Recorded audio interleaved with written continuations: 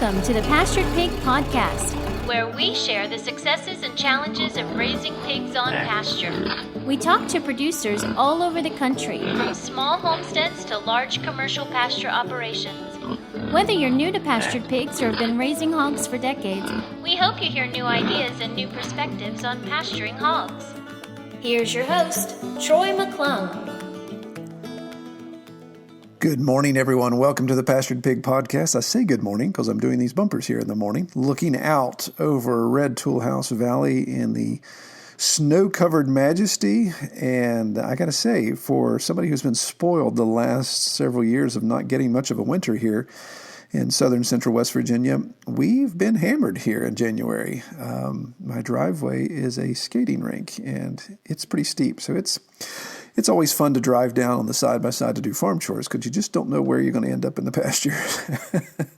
Hope everyone is staying safe and warm and secure right now. Updates on the farm. We have taken our litter, our full herd. I know technically it's not supposed to be called a herd, but everybody calls it a herd. You call it a sounder. People are like, what are you talking about? Anyway, we've taken our pigs to processing. Picked up our fresh meat already. A couple small issues, but that's getting to the point to be expected with processors these days. But excited to have that process moved on. Got my customers taken care of. Good sales this year. I actually did a video on our channel that I just shared last week, and it's kind of funny how it's gotten some pushback, which is fine. I expect pushback on everything. I think if I went out and made farting noises with my armpits, I get pushed back on how I'm not doing it right. That's just the nature of YouTube, right? All input is welcome, believe it or not. Anyway, the pushback was I listed off my 11 hogs and just wanted to do a profit analysis of that specific litter. Did that specific litter make a profit when you factor in the costs associated with that litter? Now, this wasn't an overall farm profitability, even though some people said, oh, you left that part out, your sows and your boars and all that. Yes, that's taken into consideration with everything, along with the electric bill at the barn. All those type of things are factored into the overall farm income balance sheet that we look at. But I wanted to focus specifically on these pigs, and especially along the lines of feed costs going up 30%. Did it rub against my profitability too much to where I created a loss?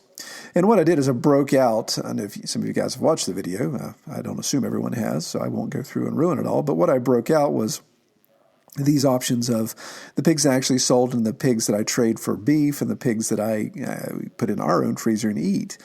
And showed that, indeed, we did have a loss, but we did have, obviously, we're going to have beef and pork to get us through the entire year. And people said, oh, you can't, you got to make sure you incorporate all that. And I think maybe some didn't follow the end of the video and see where I said that, but many people said you didn't take that into consideration. You've got to look at the retail price of what it would cost you to buy that beef and buy that pork. All of that stuff is very nebulous and is going to be it's going to have a lot of variables in it based upon where you are and price of beef, all that kind of stuff. So that was the whole point, was just to show as condensed as possible and without all the peripherals that, to me, the herd was still profitable, even though on paper it showed a little bit of a monetary loss. Anywho. So that's what's been going on here. It's fun. I love the feedback. I love the pushback, even when people tell me I'm an idiot or I'm wrong, whatever. I enjoy it, believe it or not. Okay. So enough about me. How have you all been? No, let's get into some discussion here. There's some more updates. First of all, there is a new blog article on the website, so the Pastured Pig website that has gone live this year, and we're starting to get some additional content added. Appreciate everyone that's been checking that out. We've got a new blog, and it deals with kind of a current events thing. It deals with the new PayPal law and how that's going to affect us as pastured pork producers that take payments through PayPal. Now, what's funny is, and I get into this into the blog, is this is actually part of the American Rescue Plan Act that was passed in March of 2021. I love the irony of the title. And it's not just PayPal, it's anything. It's any TPSO, which is a third-party settlement organization. So this could be banks, this could be Shopify, this could be Etsy. There's all kinds of things here that we're talking about. It really is just a crackdown on electronic transactions that have kind of been falling through the cracks. But we get into that in detail in the blog, talk about what it is, what it means, and suggestions on how to deal with that on your farm. Also, to that same note, so that blog, really got my juices flowing. So there's, I didn't do the word count. Let's say there's probably 2,000 words or less of information on that blog. Well, that got me thinking, man, I need to unpack this with some additional examples, some discussion of how we do things here, and even some takeaways of what we suggest that you can do.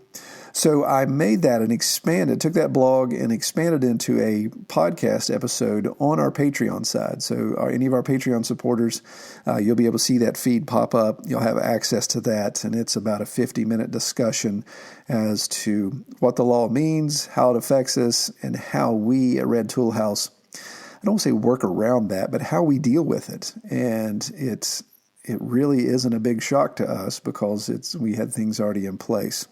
So check that out. Those of you that are supporters, appreciate it. You can download that. It should be in your feed already. Okay, along the same lines of Patreon, I appreciate those of you that have supported. We added 3 new supporters here recently. Unfortunately, we lost one, and I fully understand that. I know things change. Appreciate the support of that individual that had been with us for almost a year. So that happens, that ebbs and flows. But we had 3 additional supporters come online, and that gets us closer to our goal of launching phase 2. So let's see what else. Talking about the website. So the website and Facebook group. Let's Facebook group first. We have the Pastured Pig Facebook group. It is growing slowly and steadily. So if you're listening, you haven't been a part of that, please add it. Again, we're not trying to knock anybody off of anybody else's group. It's just one more additional conversation opportunity to have there. I've had some good discussion already, and I love you guys sharing pictures of what's going on your farm. I think that's really cool. You don't necessarily have to come just for a question or a concern, but just simply an update. Hey, this is what farm chores look like today, or this is the litter we just had, or this is what my sow's got going on, whatever the case may be. I think that's what makes it fun. I love seeing pictures of other people's setups. So be sure to find that out. Just a simple question, very no-brainer question. You answer that, I get a notification, and I can get you approved and get you in there. Okay, the website. Mentioned the blog article, but I'd also like to point out we've got a resources page here that I'd love to have your all's input to grow, and specifically with a focus right now of breed associations. I've listed several breed associations. I've found websites, found their Facebook page, but those of you that have specific breeds and maybe you're even associated with the association, you have some contacts there, just email me, troy@redtoolhouse.com, with any of that information, a link to the website, link to the social media page if they have anything online we could link to. If not, maybe just a contact number. If it's old school and it's just a phone number or an email address. Actually, I won't post an email on our website because I know the spam bots can get that, but I can actually produce a little contact link that'll hide the email. Send that to me and we'll get that posted. And of course, any other resources that you would want to add, go ahead and send those as well.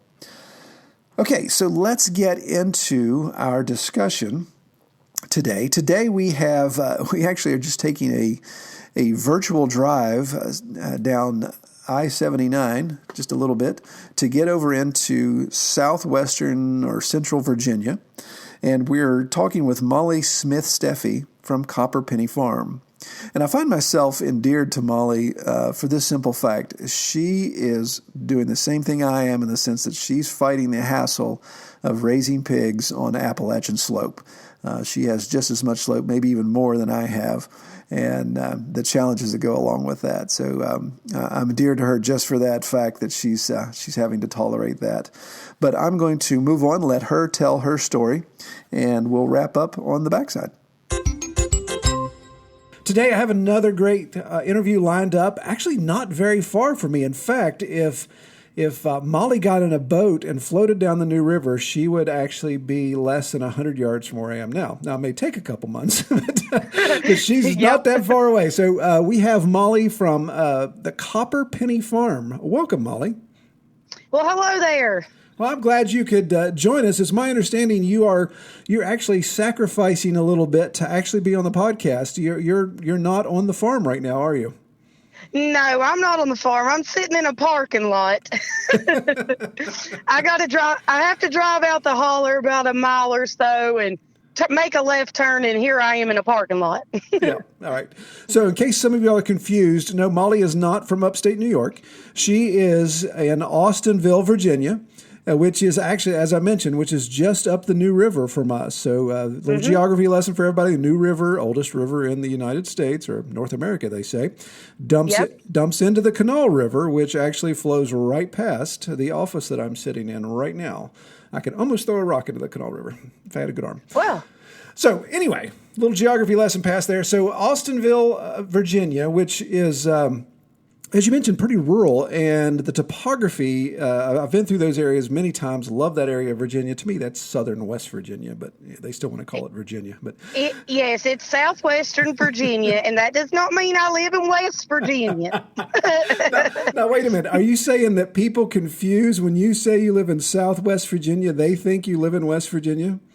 Oh, my gosh, you would not believe. People will message me all the time, and they'll be like, so I see that you said you were in southwestern Virginia. Well, I'm in West Virginia, so we're close. Like, you're in West Virginia. I'm like, no, man, I'm in Virginia. That's funny. See, now that's funny because I've never heard a Virginian argue about being confused for West Virginia, because we West Virginians always get, oh, what state are you in? Oh, I'm in West Virginia. Oh, we've got friends that live in Richmond. I'm like, that's great. Yeah. That's a different state. Well, and that's another thing, too.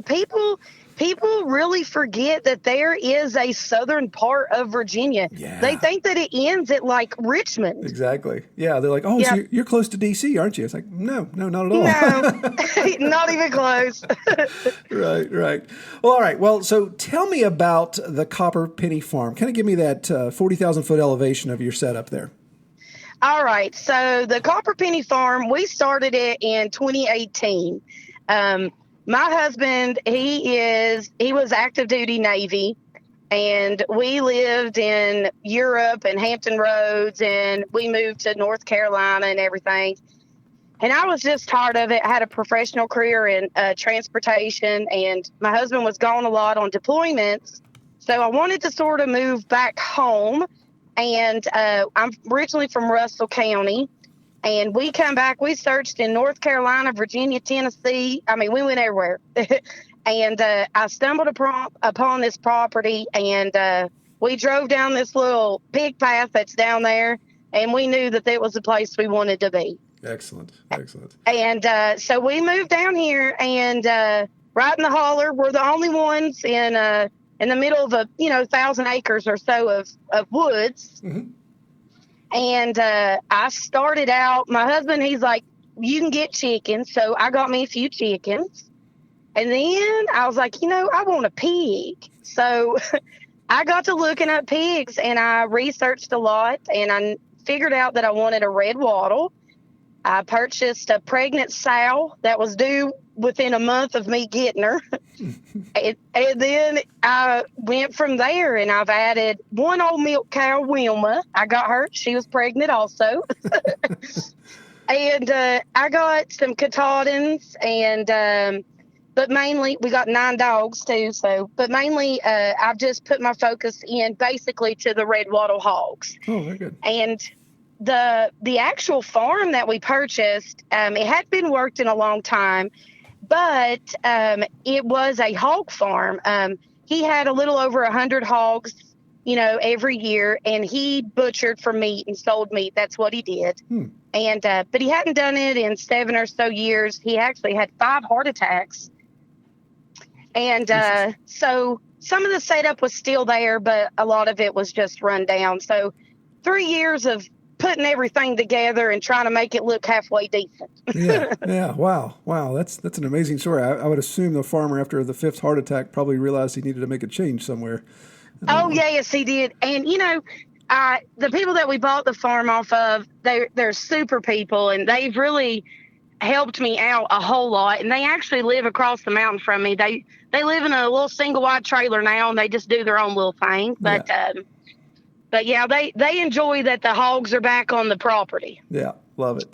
Well, now I have to point this out, Mollie, and please don't take this the wrong way. I'm not making fun of you because you're my people. I can tell that you've already used so many Appalachian terms that we may have to geek out here and do some vocabulary a little bit. But I love the fact that you said they live across the mountain, which is pretty much how you give directions in West Virginia or Virginia when it's talking about going from point A to point B. You go on this road, you go across the mountain. Yes. Yeah. So.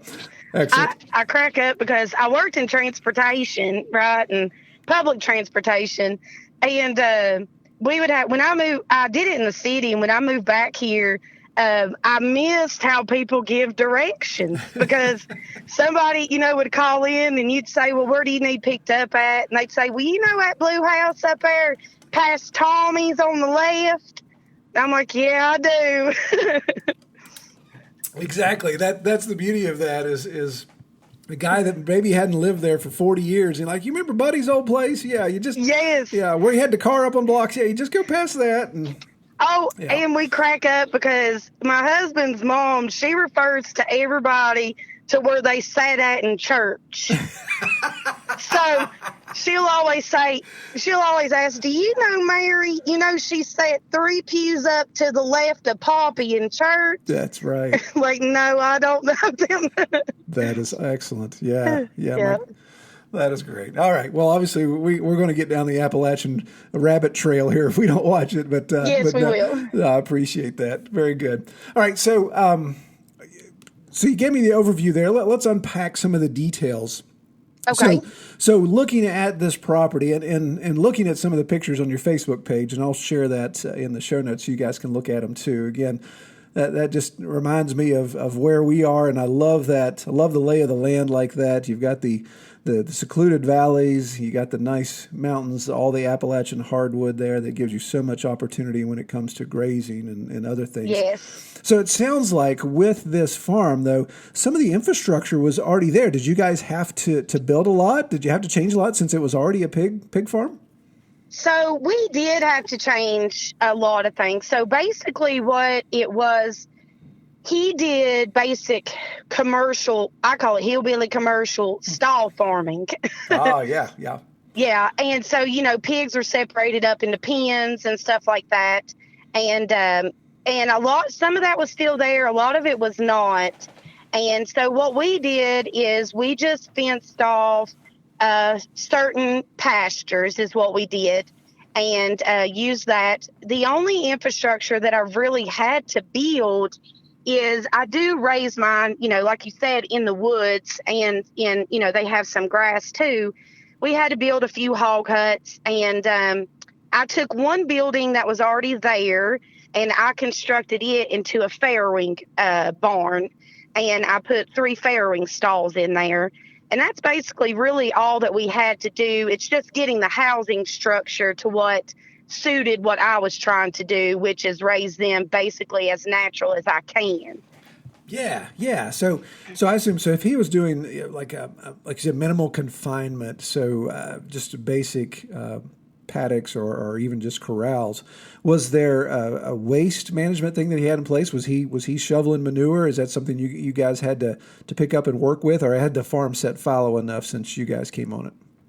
It had set good enough by the time we come on it, so we really didn't have a lot of that. The only issue that we really face is rock. So there is a quarry that is up the road from us. It's an old quarry. Yeah. And so we literally live in a rock bed. And so the only thing that I've really had to deal with is the hogs love to dig up them rocks. Right. Yes. Yeah, they're little gravel makers, that's for sure. Oh my gosh. They have dug up so much stuff. The man that lived there, he built the place. So they built it from scratch, and we've had some crazy stuff be dug up. Yeah, no, I bet. Yeah, we do too. Yeah. We get the same thing. Where being an old farm where we took it over, it's the pigs unearth things, and it's like, where in the world did that come from? Yes. Very good. So let's talk a little bit about. I want to back a little bit up to kind of the rationale behind the why. So why what was your husband's name? Ryan. Okay, so why did Mollie and Ryan decide to come up the farm or come up the valley, look for this place, and go this direction? I assume Ryan still has an off-farm job, and maybe you do to some degree. So what was the genesis of that? What led you to do that? Was it just get out of the rat race type of thing? Yes, we traveled around and did a lot of things, and, we both lived our own lives. And, we just got tired of, I was working 60, 70 hours a week, and, he was gone a lot on deployments, and I was just tired of my paycheck going into my bank account, but I really didn't spend it on anything I wanted. Right, yeah. So we just decided that we wanted to be out away from society and, get a peace of mind and actually, live what I call a real life. Yeah. And so that's what we did. We found a place deep in a holler, and that's where we are. Now, is he still active duty? So he finished his active duty almost 2 years ago, went to the reserves. He did 13 years active, and then his reserves, his 15-year second year reserve ends in February. And he's actually retiring from that, and he drives for UPS. Oh, okay. Yeah. Very good. Yes. Very good. Yeah. It's kind of like the Navy. It probably is run about the same way, isn't it? Oh, yeah. Working all day and delivering packages all day. But it is a good job. But Ryan, he wanted seclusion. And when I got down there, I wanted animals. Yeah.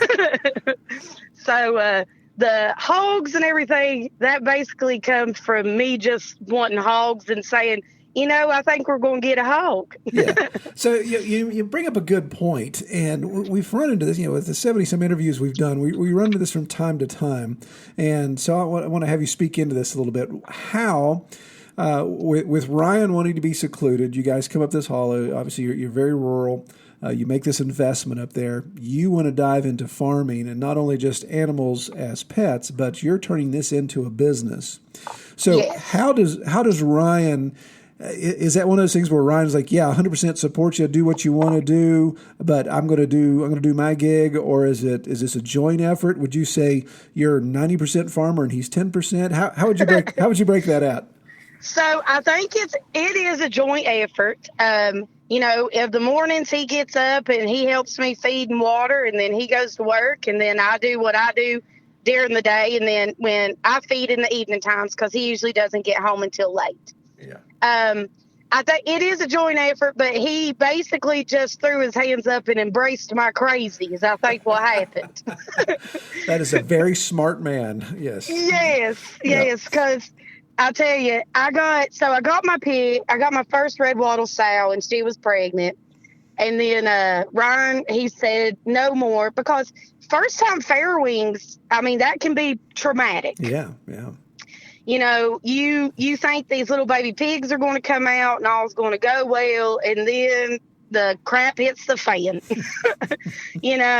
And so after that, after our first farrowing, he's like, no more animals.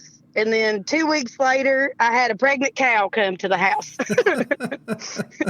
And then it just went on from there. Yeah. And he just said, I guess we'll just go with it. Just really put his foot down, didn't he? Yeah, he did. Yeah. Yep. I know what that's like. But I think the thing about it is, you have to be friends first and foremost. Yeah. And to do this, we do argue and bicker, and we do cuss and fuss around. But at the end of the day, we do love what we're doing. Awesome. Good deal. Yeah, I love that. And I don't think, and this is what we'll get into a little bit, because I want to talk about women in pig farming a little bit with you before we close out. But I think that's so important to say, whether you're going to take it on 100%, even if you tell your significant other, well, I'll take responsibility for this. When you can work out an agreement where you step up and you just help one another out, you sacrificially give for one another, or whatever it is, whether it's you got to help him for some reason unload the truck. Obviously, I know you wouldn't do that, but something that he's doing that you help do, something that you're doing that he helps do. That to me, that's what a good marriage or a good relationship's all about, is pouring into that. So that's good stuff. It is. Yes. Okay, so we've talked about the red wattle. You got that first pregnant. Was it a gilt or a sow? It was a gilt, wasn't it? Pregnant gilt? Now, she was a sow. Oh, okay. She had had 1 litter before, and I posted. I grew up with Durocs and Duroc hamsters. Yeah. And so we bought those and we did slaughter for families. That's what we did. We never had farrowed or had piglets or anything like that. So I got to researching and I knew that I wanted a red hog because growing up, that's all my daddy said was a hog isn't no good if it ain't red. So I knew I wanted a red hog but I didn't think that I wanted Duroc. I wanted something a little different. Yeah. And I found the red wattles and I posted that I was looking for a red wattle. And not very many people contacted me, but this one guy out of Ohio did. Aiden Tackett, he contacted me and he sold me Penny. And that was a bit of a disaster. We had to chase her for 2.5 hours. So, but he did. He sold me Penny, and I love that. I love that pig, and she has been what really was the gasoline to my fire. And Aiden, and I'm thankful for Aiden every day that he introduced me into, red wattles. Yeah, that's great. And that was going to be my next question is why that choice was a matter of convenience. But it sounds like that was something you were specifically going after with the red hog, but yes. But then being able to fall into red wattle. So other than the personality of Penny herself, what have you discovered about the red wattle that makes you think this is the breed we want on our farm? So Penny is. Red wattles are known to be very docile. They have great temperaments. They're very hardy animals. They take on the winter good, and we live down there in that valley, so the snow will pile up down there. Yeah. But now Penny does have a little bit of a temperament, like she doesn't like men. But what made me really like Penny is just her. When she had her babies, she was such a wonderful mother. She had great mothering instinct, and she raised healthy-looking babies. I mean, they were all very sturdy and stout. And so I was like, well, I like the motherly instinct of them, and they're a red hog, and she's a big girl. So I decided that I wanted to get a few more just to test it out. So I went back to Aiden, and I bought 2 more sows off of him. And it was the same thing. They are just super great animals, and they keep their weight really well after they farrow. And they don't get too big, but they're not too small. They average around, one sow's about 750, one sow's about 550. So they don't get super big, but they're just great animals all around from them as their temperament is all the way to the meat that gets put on the plate. Yeah, very good. Yeah, and that's important. I know you run into a situation where a lot of people are selecting breed based upon a very specific characteristic. I want a quality back fat, a fat cap. I want this. I want this type of marbling. And then I'm getting a pig that, like you said, maybe loses weight during farrowing. Maybe it's temperamental. Maybe it's just extremely aggressive on the pasture. There's all these type of things that when you look in collectively at all of these characteristics, that's where you can make maybe your best decision for a long-term breed line. Yeah, and that's what I try to tell people, especially because I do have a lot of people that will contact me and, they're trying to decide on what type of hog they want. And I love the red wattles, and I do try to promote them as good as I can. But the thing is, a red wattle may not be what fits your style. So I try to help them find something that fits them. Hopefully it's a red wattle, but it may not be, know. Mm-hmm. Yeah, definitely. Well, let's talk about this. Let's go back a little bit. You gave us a little bit of overview of your farm. So it's my understanding that it's about 70 acres. And looking at your pictures here, it looks like it has a similar layout to my farm. The typical valley with mountains on either side. And you run your pigs primarily through the woods. So explain your layout, how you balance the topography, and how that comes into place when you're defining your pastures, quote unquote woodlot pastures, and then some of the challenges when it comes to water and those type of things. So, yes, we do have a bit of a valley, but now only maybe max 7 acres is pasture. Yeah.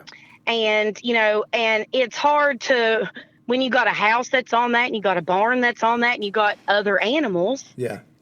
It's hard to do just your pasture rotation with all of them.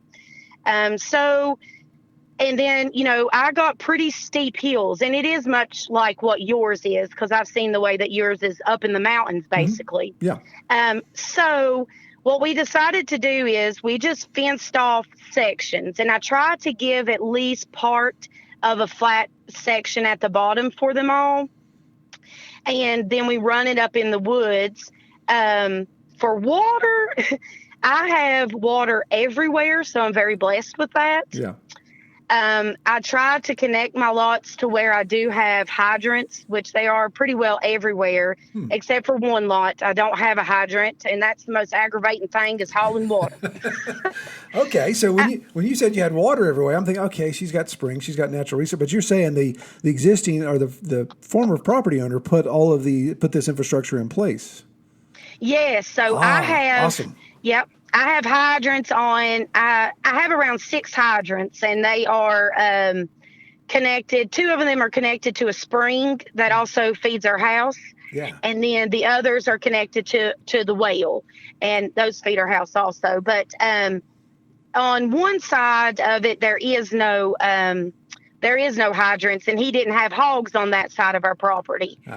So that's the reason I'm guessing that he didn't put them over there. And that's the most irritating section is to figure out, because, it's starting to get cold now, and then troughs freeze up, and I got to haul hot water out there. Yeah. No, I can definitely sympathize with that there's certain areas in the woodlot that we've got busted up, and it's like this time of year, there's enough water coming out of the springs or some of the seeps, some of the small creeks that it's fine. But then certain times it's a dry bone, so it becomes a bit of an issue, and hauling water's a pain. And another thing, is having the ability to run hot wire, to run electric wire. Until I'm trying to get some hot wire put up by the end of the month. But we have only used field fencing, until now. And then that's getting a little agitating right. Because, they figure out that they can get through it. But it's just, having power, and on one side of it, I'm going to have to run some solar fencing. And I haven't gotten into that yet, but that's on my plan for this month. Yeah. Gotcha. Yeah. So, it's interesting with your topography, and that's similar to mine. And I know, I don't want to say I don't know. There's a percentage of people that have to deal with the same thing that you and I deal with when it comes to woodlot pastures, all the uneven ground, running fence. You stretch 100 feet of electric fence line, and you realize, okay, right here I'm 2 inches off the ground, but right here I'm 4 feet off the ground because of the uneven lay of the land. So that makes it a challenge. But I love what you pointed out, and this I think is worthy of underscoring again. The way you've laid out your paddocks, where you're coming down the mountain, but you always have this front portion that's down on the flat, that's accessible by a piece of equipment, flat. So you've got water troughs, you've got feeders, you've got this opportunity to have a flat area to interact with the animals and to do that type of stuff, right? Yes, and it makes it easy. And I don't have a big herd. I have 9 hogs right now, and a mixture of gilt, sows, and boar. But I try to keep my herds small, that way that I can pay attention to them. And I'm all about quality over quantity. Sure. Yeah. But having them able to come down to that flat land to where I do feed them, and I can oversee them and see what's going on instead of searching, through the woods. Right. Really does help out. But, running fence through the woods, like you said, it's not ideal. Because we've had to use so many T-posts, to pull the fence down in gaps and stuff. I mean, it's aggravating. Oh yeah. It looks like some lunatic ran the fence line with all the posts. Oh yes. Uneven. And the only thing good about it is you don't have to buy posts because you can use the trees. Right. Exactly. And then the person that comes on 30 years later, like I had to run into when I run my sawmill, every single tree that I hit, it's like, why is this tree full of barbed wire? Why is this tree full of fence line? Yep. It's part of it, right? All right. So actually, another question. So how's the mast been down in your neck of the woods this fall? How's the what been now? I'm sorry. The mast. How's the nut production been on your hardwood trees this fall? Have you had a good? It's super good. So when I got into this, I didn't realize the benefits of putting hogs in the woods. Yeah. Right. Yeah. You hear a lot about pasture raised. Okay. And you think that you got to have all this green, luscious clove and grass, Right. clover and everything. And I didn't much have that. So I researched a lot, and I started following some people on Facebook and Instagram that were raising theirs in the woods. And I was like, well, gosh, there's so many benefits to it, Right. Yeah. And all the nuts that fall down, even, some of the trees, they get a lot of the nutrients and fiber and stuff out of leaves on the trees. Right. Like a goat would, you know. And I didn't realize any of that until I, decided that I was going to have to put them in the woods. But it is a major difference. You can tell a major difference in the ones that get to go into the woods and they get those extra nutrients and all those proteins and fibers up there. You can tell a difference between those and those that are raised on actual pasture. Mm-hmm. Yeah, no, I would agree 100%. In fact, I've got a litter that'll finish in January, so they're going to be processed the end of January. So they've been able to spend all of this fall and they're growing just on mass, and we've had an incredible production.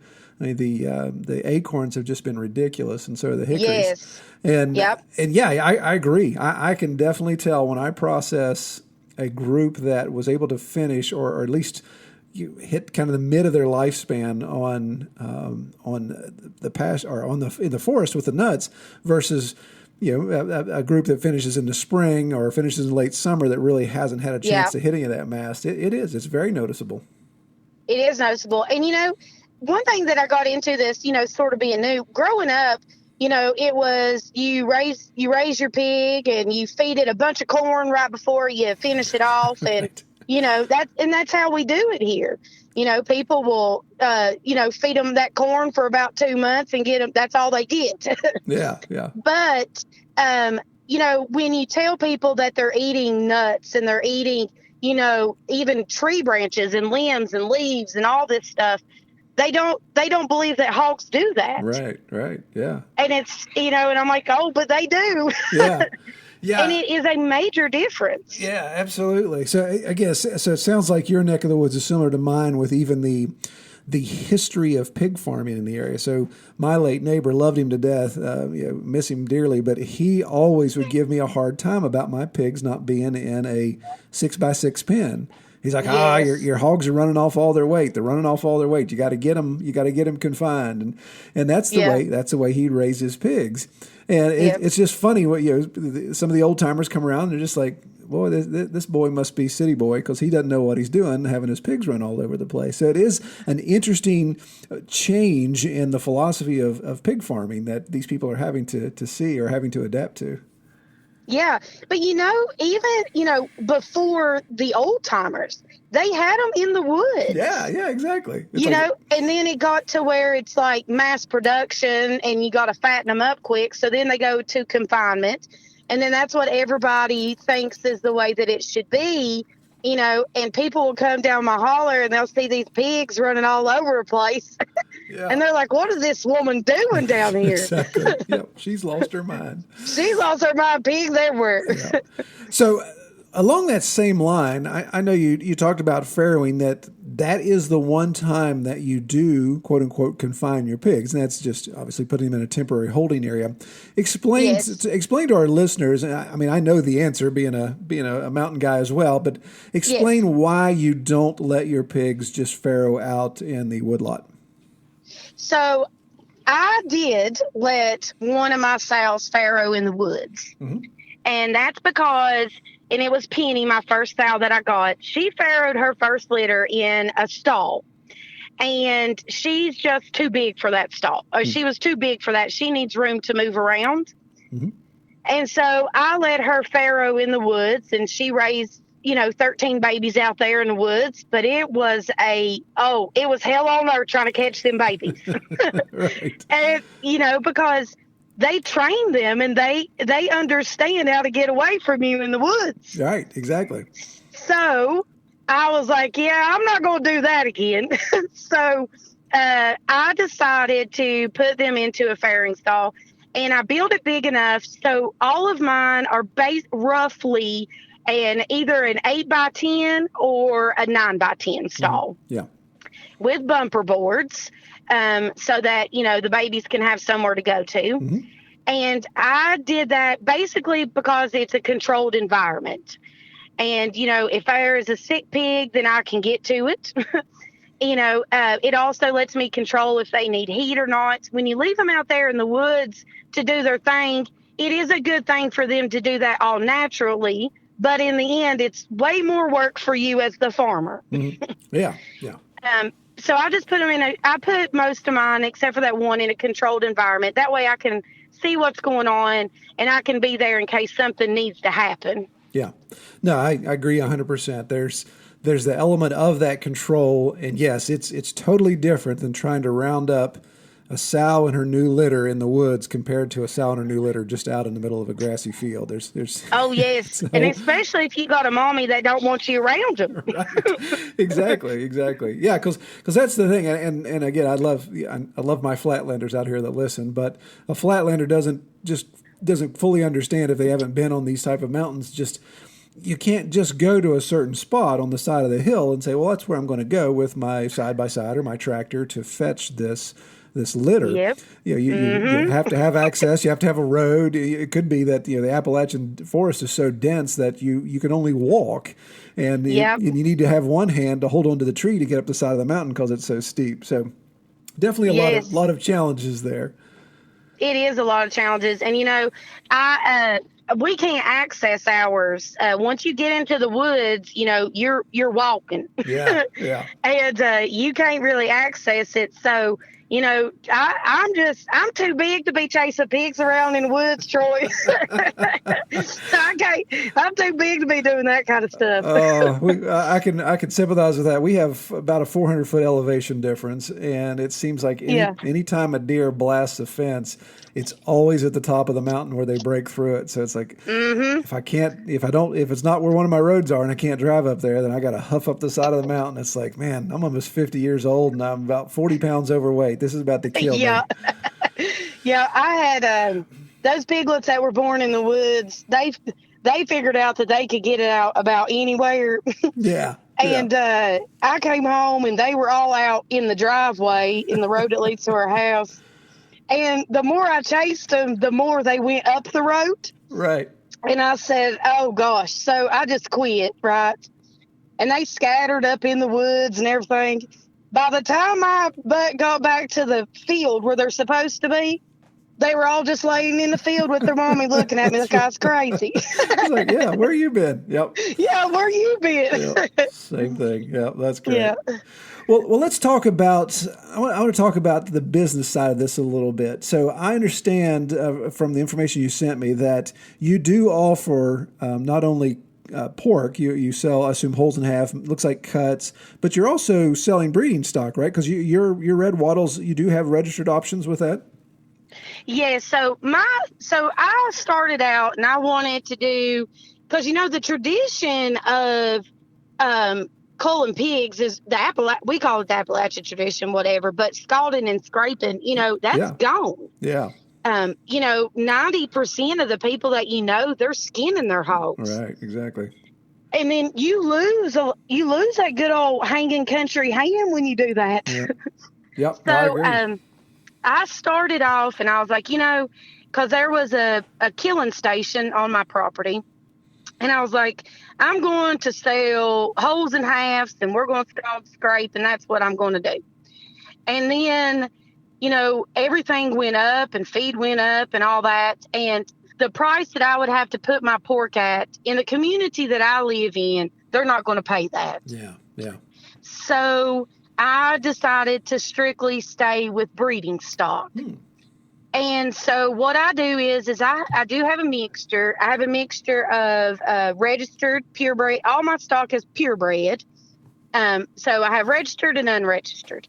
And I do sell some registered stock. I sell some unregistered, breeding stock. And then the rest of them I'll sell off to people who want to grow out feeders. Yeah. Okay. Yeah. So I try to stick with the baby pigs, Troy, because they make me happy. Right. Exactly. To raise them baby pigs and then got to slaughter it, my heart just can't do it. Yeah. Well, and it's a good turnaround too, because if you're you probably yes. you wean at 6 to 8 weeks, I assume, somewhere around in there. Yep. I try to wean mine. I take them completely. Well, I take them partially off the mommy at 6 weeks old. Okay. And so they'll be off their mommy all day, and then I'll put their mommy in with them at night. I'll do that for about a week or so, and then I'll really remove them from their mommy going about 8 weeks old. Yeah.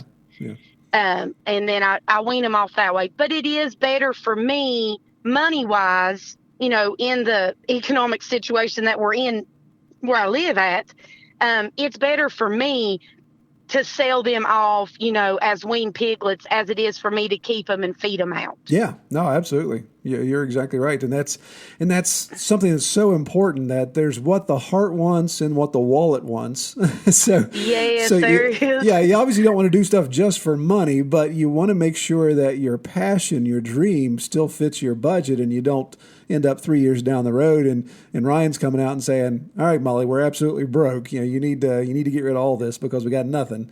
So yes. Yeah. And I worked full time until I was working full time and Ryan was working full time, but we were trying to farm and it just was not working out because I couldn't take care of everything, the way that I needed to. Yeah.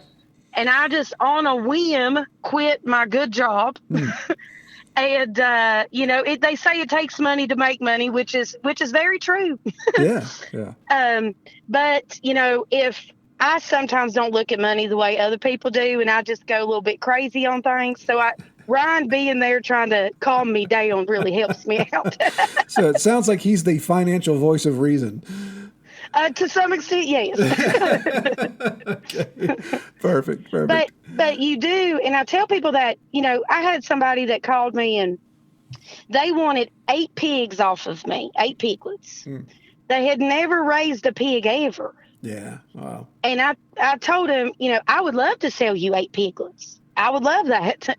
But at the same time, you really have to research, because raising hogs is not easy. Yeah. It's not what people think it is, and they will eat, they'll eat the wallet up a little bit. Yeah. Oh, absolutely. Yeah. It's, you have to go by what you really can afford. Like you said, not what your heart wants, but what you can afford. Right. Yeah. Yeah.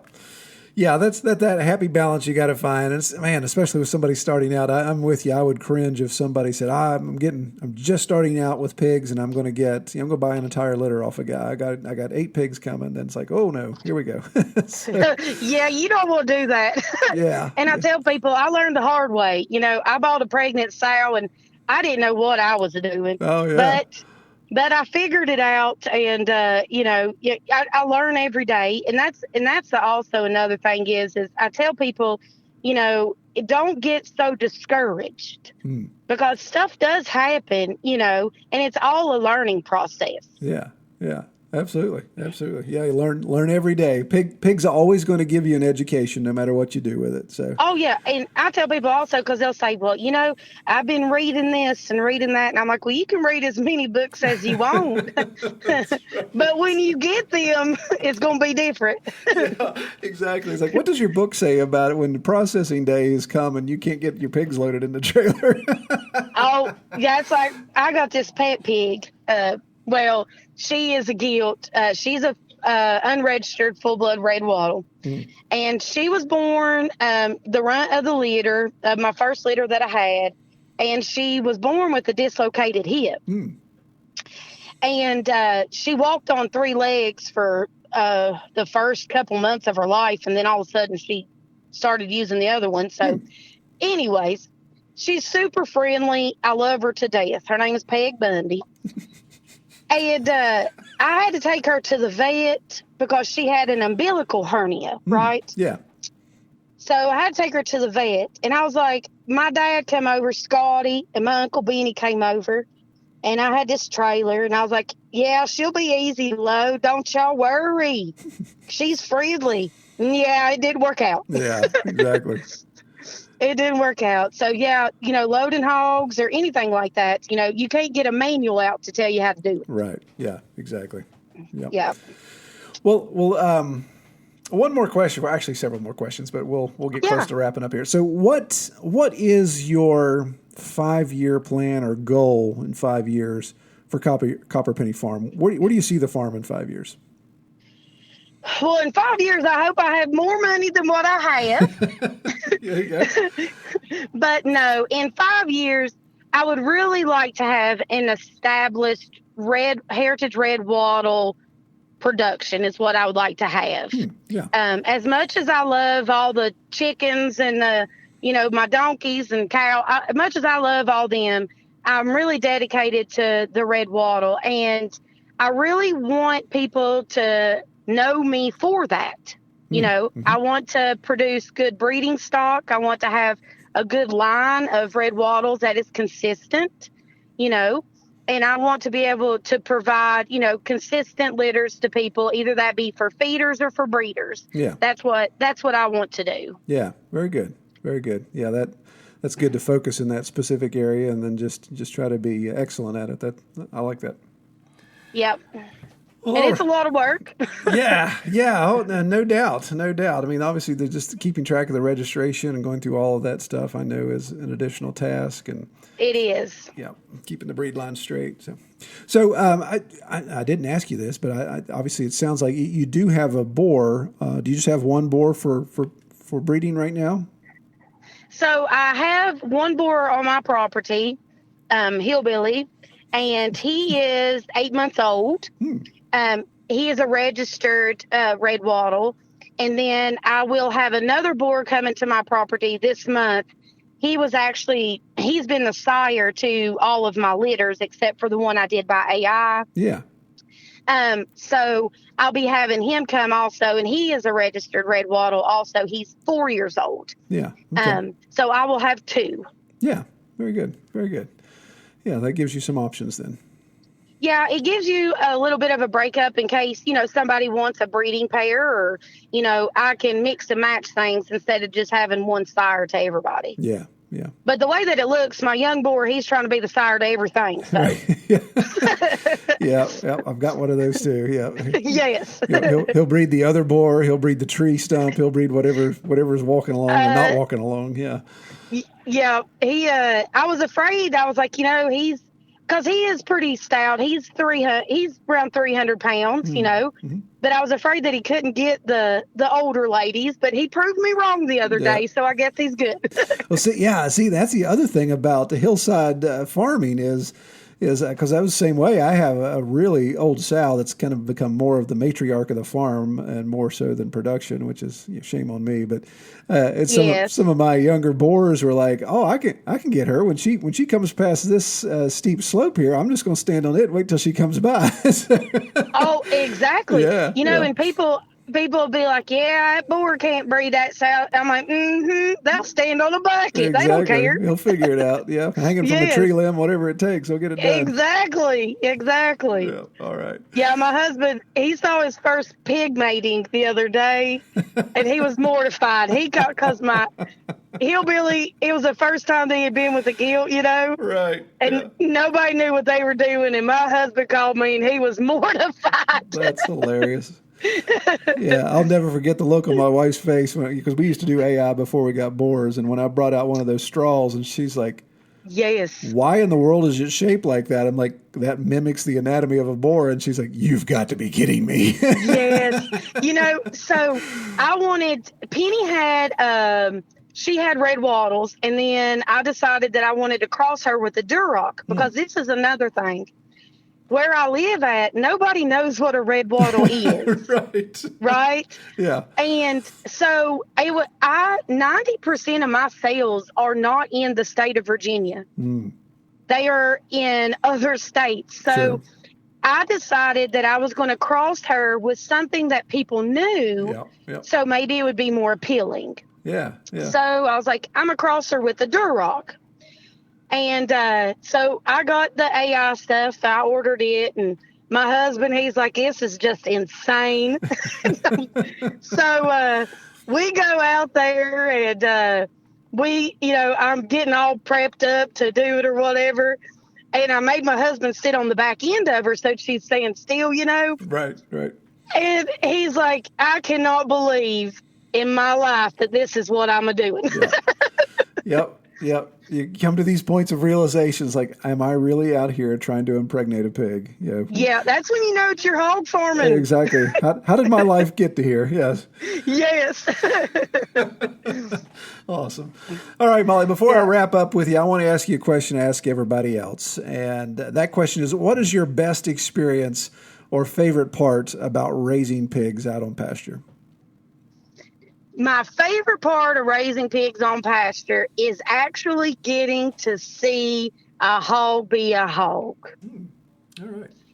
I think that it is the most, it's the best experience for me whatsoever. Seeing a hog do its thing in the woods, whether it be in woodland or on grass, it is something to be seen because most people see them in a confinement area. Yeah. And you don't get to see the real personality and the real, traits of what they can do. Yeah. And I think that's what makes it the best thing for me.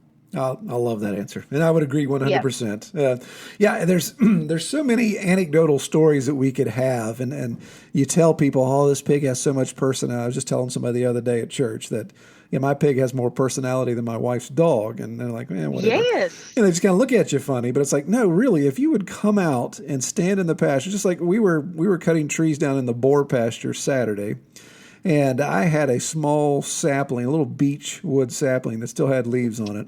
And it was absolutely hilarious to see two 500-pound boars literally romp around trying to play keep away with that beech sapling. So they were taking it, slinging it like a dog would, picking up, running with it. The other one would run and come and take it from it, and it was absolutely hilarious. And it's like people are like that. There's no way. Pig. Troy's exaggerating. There's no way a pig did that. And it's like, yeah, if you just come spend time in the pasture, you'd see exactly what these pigs do and what they're capable of. They're hilarious. Oh, and the intelligence. Yeah. The intelligence of them, and they do. Each one of mine has their own thing about them, and they do have their own personalities, and they do play, and I mean they're better than any dog, and I have 9 of them. But they're better than dogs. I love my Penny, my sow. She'll come running out of that mountaintop whenever she knows that it's time to be fed, and I love watching them ears flop around. Right. Yep. And but no, they are great. They are great animals, and just to experience them in their natural environment is the best way to be. Because, a lot of people have a misconception of pigs. They think they're dirty. They think they're nasty. Mm-hmm. Yeah. But when you actually raise them, me and my husband laugh all the time because, people say, I don't eat pork. That's nasty. And I'm like, well, do you eat chickens? Yeah, that's right. Because chickens are the nastiest animals I've ever had. No doubt. Yeah. but it is, no, they are a great thing. And, I do promote the red wattle breed because that's what I prefer. But at the same time, a good breed for your family is a good thing for you to raise your own hogs. Yeah, I agree. Yeah. And I love what you said about dispelling the dirty. Yes. Yeah, that's a misnomer that people have, and they just assume that a pig lays in its own filth, and it's like, a pig can be house trained. A pig chooses to go to a certain spot of the pasture, or even if it's confined, it'll go to a certain spot of that confinement and use the bathroom. It doesn't lay in its own filth. No, it doesn't. And I took a picture one time and sent to somebody because they did not believe me that pigs don't lay or mess around in their own waste. Mm-hmm. Yeah. So I took a picture of part of the grass that hits at the bottom of the mountain. There is a big circle of grass that's still there. Yeah. Right? Everything else is rooted around it because that's where they use the bathroom at. Right. Yeah, exactly. And it is a misconception. And some people think I'm crazy, but I try to promote the beauty of the actual hog. I mean, they can be beautiful animals. Yeah, absolutely. Well, it's like when this last group that I have, when I was weaning them, I put them in my small weaning paddock, and there's 2 areas for wallows, and they immediately designated, okay, this hole of water, because I don't know what it is about a pig. It likes to stand in ankle deep water and urinate, but yes. Yeah. So they all got together and said, okay, this one is the bathroom, this one is the wallow. And that's what they did. They designated this one as, okay, this is where we're going to go pee. And then over here is where we're going to go hang out. And it's like, wow, they did that in less than 24 hours. It's just neat to see how they work. Oh, it's, I have a mini pet pig. She's a Juliana. Her name is Julep. And, she was house trained. She was better than the dogs. Yeah. She minded. Yeah. She knows tricks. But then she just got too fat and couldn't get up and down the stairs. So now she lives in the barn. Right, exactly.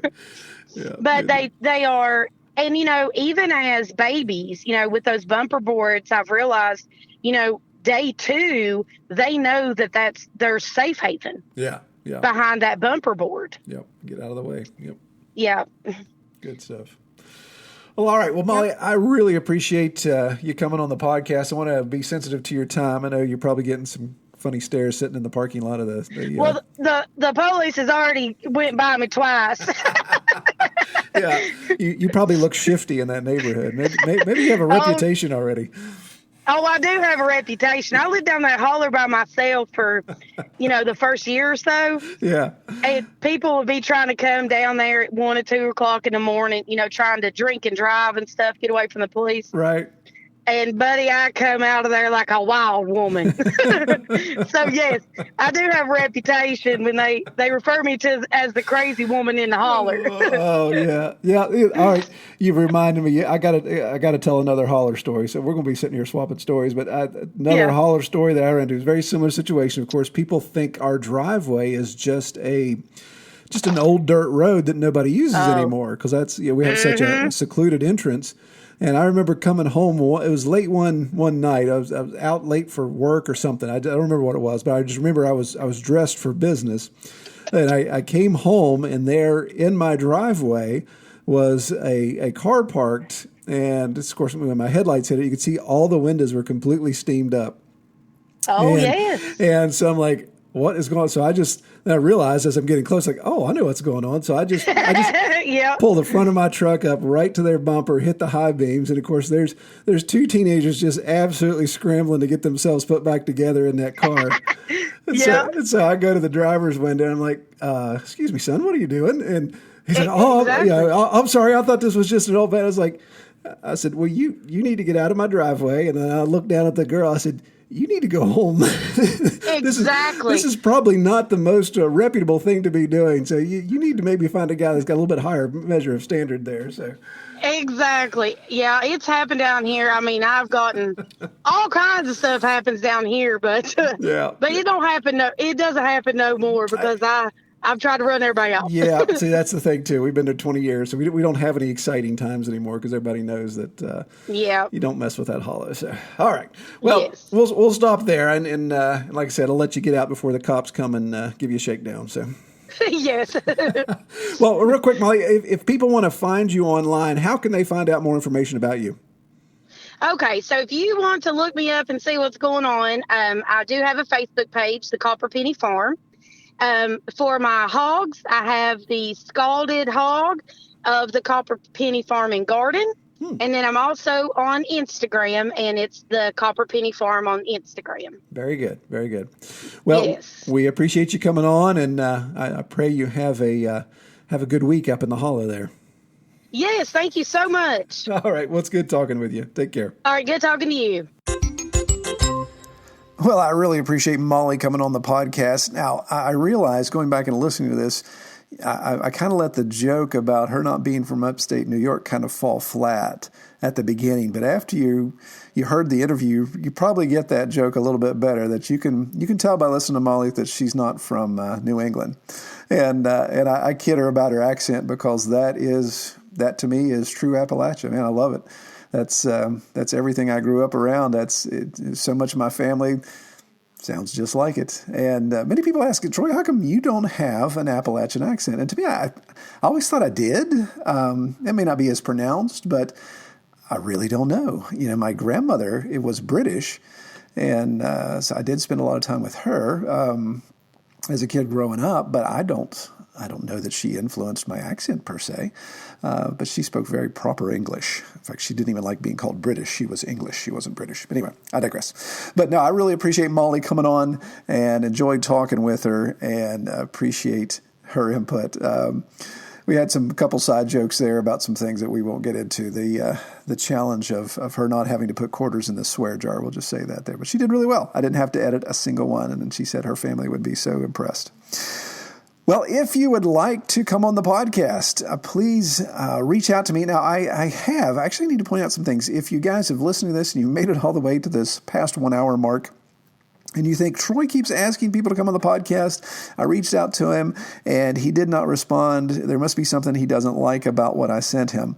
That is far from the truth. Unfortunately, I'm finding out that maybe a small percentage of you all that send stuff to me via our website, I respond to it because it has some of my website header information. It may be ending up in your junk mail or your spam mail.